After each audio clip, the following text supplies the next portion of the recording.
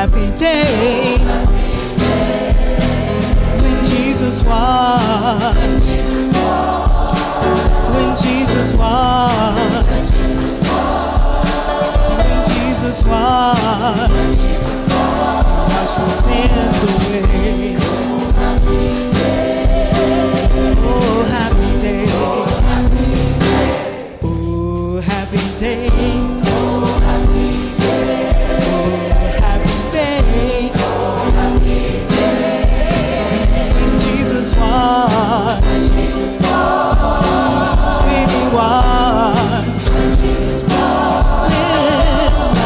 Jesus washed my sins away. Oh, happy day. He taught me how. He taught me how to watch and fight and pray. And he taught me how to live rejoicing.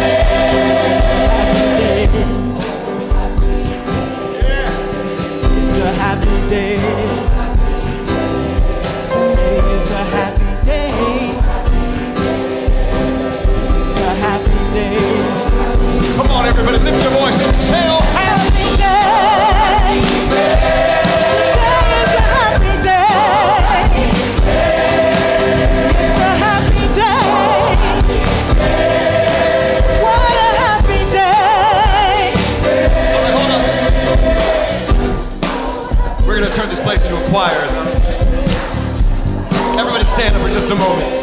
Come on, you can stand for just one moment if you can. Hold on. So if you have a high voice, give me a B. Okay. If you have a high voice, this is going to be a... Oh, happy day. Come on, you can do it. Oh, happy day. All right, now, let me hear you. Oh, happy day.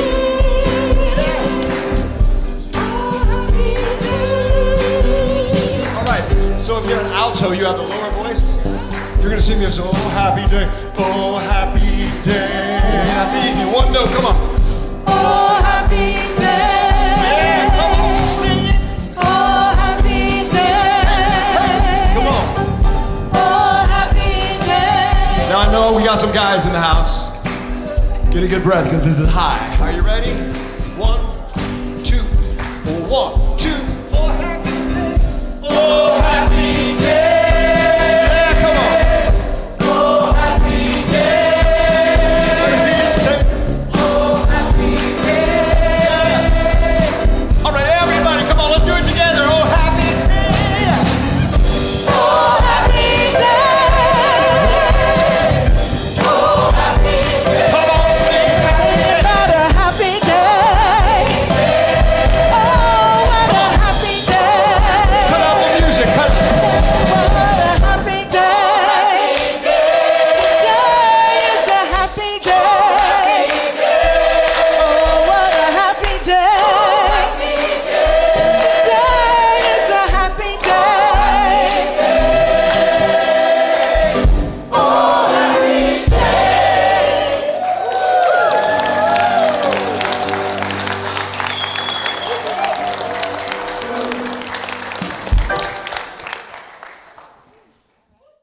Verse today is Matthew, verse 4, verses 4 to 11. When Jesus was led by the Spirit into the wilderness to be tempted by the devil, after fasting 40 days and 40 nights, he was hungry. The tempter came to him and said, "If you are the Son of God, tell these stones to become bread." Jesus answered, "It is written, man shall not live on bread alone, but on every word that comes from the mouth of God." Then the devil took him to the holy city, had him stand on the highest point of the temple. "If you are the Son of God," he said, "throw yourself down, for it is written, he will command his angels concerning you, and they will lift you up in their hands, so that you will not strike your feet against the stone." Jesus answered him, "It is also written, do not put the Lord your God to the test." Again, the devil took him to the high mountain and showed him all the kingdoms of the world and their splendor. "All this I will give you," he said, "if you will bow down and worship me." Jesus said to him, "Away from me, Satan, for it is written, worship the Lord your God and serve him only." Then the devil left him, and the angels came and attended him. Here ends the reading of the words that gives us insight on God. May God grant to us wisdom and courage and interpretation. So I'm a big fan of Jimmy Fallon and The Tonight Show, and one of his segments is a segment called Hashtags, in which he sends out a hashtag and people respond on social media under that hashtag. And I thought it might be kind of fun to start out this morning, since we're talking about giving up the devil, by looking at some hashtags related to the devil. Let's get into it.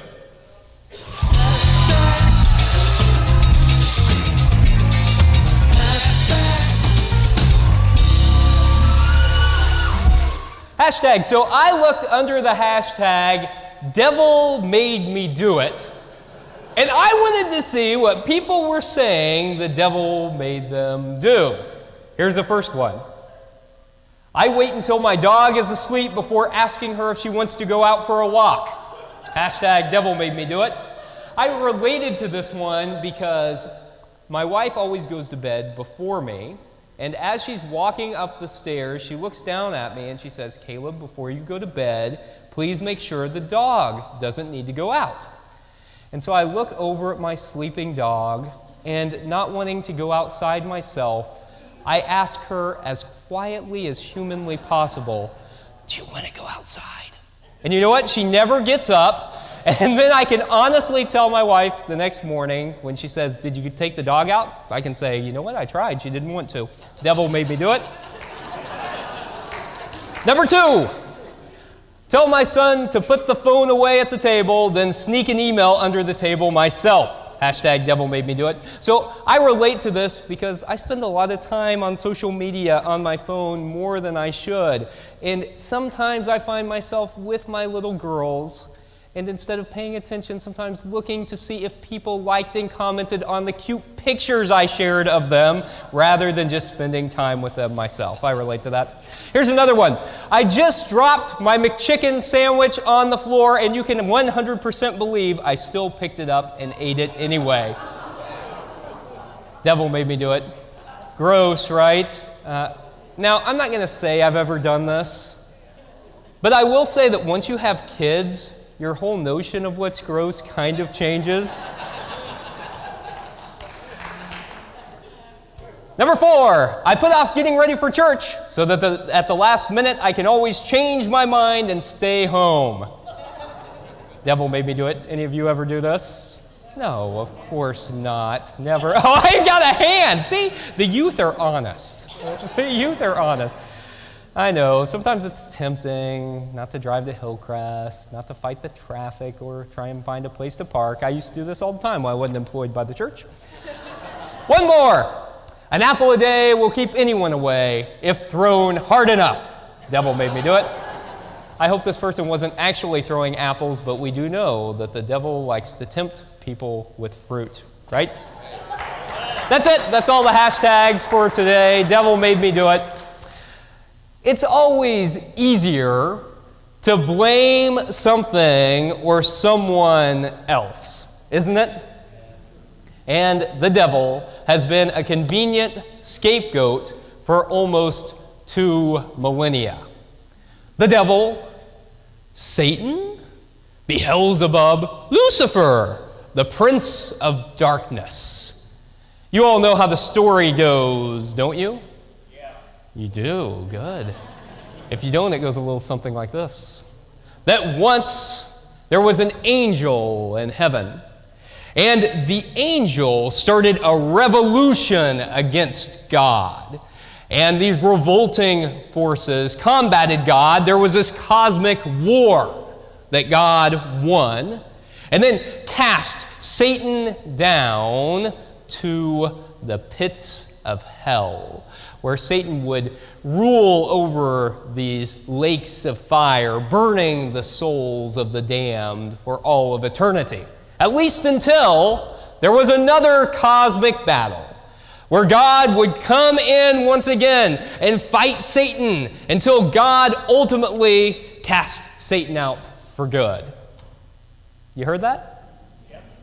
You know what? The only problem with this is not a single word of what I just said is actually in the Bible. None of it is biblical. It's all stuff that people just made up later. The whole concept of Satan and hell came along after the Jewish people had been exposed to Greco-Roman culture, and a lot of the popular imagination that we have about hell comes from that or from Dante, not from the Bible. In fact, in the Hebrew Bible, there is no concept of the devil or hell. So what does the Hebrew Bible say about that? Let's start there in the Hebrew Bible. Well, the ancient Israelites, who after the Babylonian exile became the Jewish people, didn't see the universe in the way that we see it today. They didn't have a concept of the fact that we were on the planet Earth, orbiting the sun, in the solar system, a part of the Milky Way galaxy, as a part of this unimaginably large and complicated universe. Instead, they saw the universe in this way, as a 3-tiered system that went like this. That above us, like literally above us, above the clouds, there wasn't the atmosphere and space, but the heavens where the gods resided. And I say the gods because the ancient Israelites weren't quite as monotheistic as we often like to think that they were. They believed that their God, Yahweh, was at the top of the pyramid, but that there were other gods and divine beings. There was this council of heaven, a heavenly council of divine beings that consulted with Yahweh. That's why in Genesis we find, "Let us create humankind in our image." It's also why in the 10 Commandments we find, "You shall have no other gods before me." Right? Not no other gods, period. No other gods before me, because they actually believed in multiple gods. They just believed that Yahweh was at the top of the pyramid. So the heavens is where Yahweh and the divine heavenly council was. And then there was this earthly realm, the realm that human beings inhabit. And then literally below us was a place called Sheol, which is where all the dead were. There wasn't a notion of an afterlife, but there was the thought that all dead people, all dead souls, were in Sheol. It wasn't a place of eternal reward or eternal punishment, not the way we think of the afterlife today, but the dead resided somehow, in some way, in Sheol. And that is how they understood the universe. There was no concept of a cosmic evil being. And you might say, but Caleb, the devil is all over the Hebrew Bible. To which I would say, is he? And you might say, well, how about the second creation story where the devil is a serpent? To which I would say, is he? I mean, go back and read that story, and you'll see that that second creation narrative never names the devil as the serpent in the second creation story. In fact, the Bible doesn't seem to have that understanding of the story itself, other than maybe a vague reference in the book of Revelation to a serpent. But as you know, much in the book of Revelation is very vague. Instead, the person who decided that the serpent was going to be the devil was Augustine, the same dude who invented the terrible theology of original sin. The devil couldn't have been the serpent in the story because the concept of a devil hadn't been invented yet. Okay, so that couldn't have been the purpose of the story. So you might say, okay, Caleb, okay, I will give you the three-tiered system of the universe. No concept of hell, I'll give you that. I'll also give you the serpent not being the devil. But I have read through the Hebrew Bible, and I know that the word Satan appears in the Hebrew Bible. And you would be right. It does. There are a whopping 9 instances of the word Satan in the Hebrew Bible. So let's talk about them. The word Satan means accuser or opposer. It means an adversary. And every time that it's used in the Hebrew Bible, it should have the article the in front of it. The Satan, the opponent, the adversary. So of those 9 instances where the Satan is mentioned, 5 of those are human Satans, human adversaries. So political opponents, legal opponents, these kinds of things that are actually human beings. Of the 4 remaining, they are divine Satans, but not malevolent cosmic beings. In Numbers 22, the first time that we see divine Satan, thus Satan is actually acting on behalf of God. The next time we see the Satan is in the book of Job, where the Satan is a part of the heavenly council and is acting as a sort of prosecuting attorney against Job. But if you go through and read that, you'll see that Yahweh is ultimately in charge. In Zechariah 3, we see the Satan being used to show God's favor for the high priest. And then the only remaining instance is in 1 Chronicles, and this is the only time where we don't see the article the in front of Satan. Instead, we see the article a Satan, and it's a retelling of a story we've already heard, and so we know that it's not a cosmic being. Simply put, there was no concept of Satan as a malevolent being in the Hebrew Bible. There was no concept of hell when the Hebrew Bible canon closed.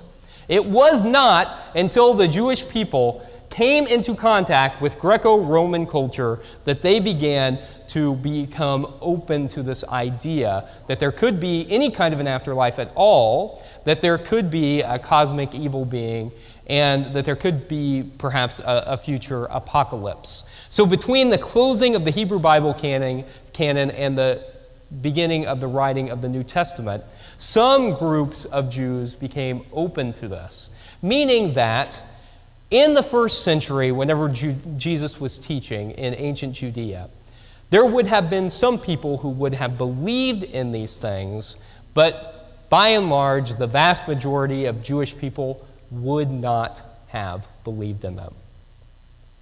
I think as we look to the New Testament, we should think about the Hebrew Bible notion of Satan as an accuser, as an opponent, because I think that that's also the way that it is used in the New Testament.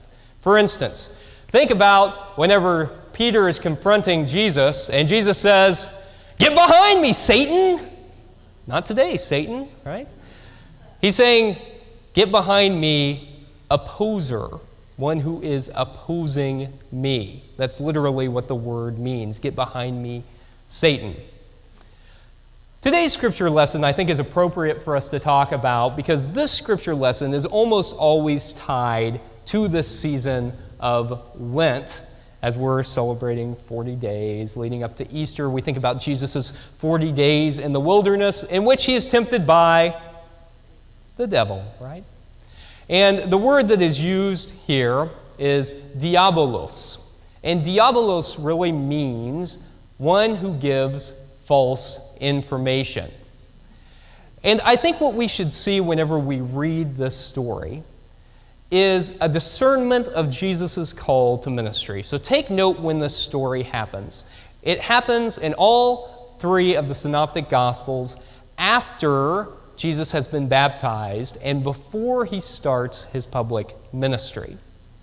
Okay? Here he is tempted not to go into his public ministry. And I think that's the way we should understand this, not as a cosmic being tempting Jesus, but as false information in Jesus' mind before he begins his public ministry. So the Gospel of Mark doesn't go through the whole narrative that we just heard a few moments ago. Matthew and Luke have different versions of that. But in Mark, it simply says this, that Jesus was driven out into the wilderness to be tempted by Satan, to be tempted by an opposition. As we know from the roots of that word, that could literally mean anything. It could mean the wilderness itself. It could mean Jesus' own self-doubt or even another person. I think it's safe to say that Satan and the concept of hell are not biblical, at least not the way we understand them today. Let's talk about hell a little bit too, I think. Jesus did talk about hell, but the word in English that is translated as hell doesn't mean a fiery pit where people's souls go to burn for all of eternity. In fact, the word that Jesus used for hell was Gehenna. Gehenna. And here's the thing, folks. Gehenna was a literal place, a real place. It was a valley right outside the walls of Jerusalem that was thought to have been abandoned by God. So the story goes that the ancient Israelites worshipped other gods before Yahweh, pagan gods to which they had child sacrifices, burnt child sacrifices. Meaning that the Jewish people looked at that valley, Gehenna, as a place to be avoided at all costs because it was a great place of evil where something bad had occurred. Other scholars suggest that it may have also been the place where Jerusalem threw and burned its trash. It was thought to be the worst place on earth. So listen to how Jesus talks about this. He says, we ought to be committed to the values of the reign of God: love, compassion, peace, justice, kindness. And if you deny those values, it is like living in Gehenna, the worst place on earth. You can either have the reign of God or you can have Gehenna. It's up to you. Ooh, boy, man, the historical context of this stuff really changes things, doesn't it? It's not about hellfire and damnation. It's about the choice that we have to create a better world, as it always is with Jesus. You see, believing in the devil and hell, I think ultimately causes us to shift focus away from our own responsibility. Now you might say, as long as I don't tell anyone they're going to hell, is there any harm in me believing that? Yes, there is great harm in you believing that, because believing in the devil and hell shifts the responsibility away from us. Let me give you an example. Let's say that someone goes into a school and commits mass murder. If we believe in the devil, we might ultimately say, well, that's the devil at work in the world. That's evil, and there's nothing that we can do about that. And ultimately, that shooter is going to get what's coming to them. They're going to hell. And then all of a sudden, thoughts and prayers in response seem like a perfectly valid thing to do. It stops us from asking the really hard questions, like why is it almost exclusively white males that commit mass murder by shooting? Or why is it that we allow legislators to remain in power who openly worship their true God, the NRA, instead of doing something about gun violence? When we expect God to do all the work, it stops us from working with God in the world. You see, there is a theological notion that we are called to be co-creators with God, that we shouldn't expect God to do all the things, but that we are supposed to be a part of what God is doing. And I think whenever we latch on to bad theology like the devil and hell, it keeps us from ultimately embracing the life-giving theology that Jesus taught. It's bad theology to hold on to that stuff. So I've got an idea. For Lent this year, let's give up the devil and hell. And actually, you know what? This is such bad theology. Let's not just give it up for Lent. Let's give it up for good. May it be so, and thanks be to God.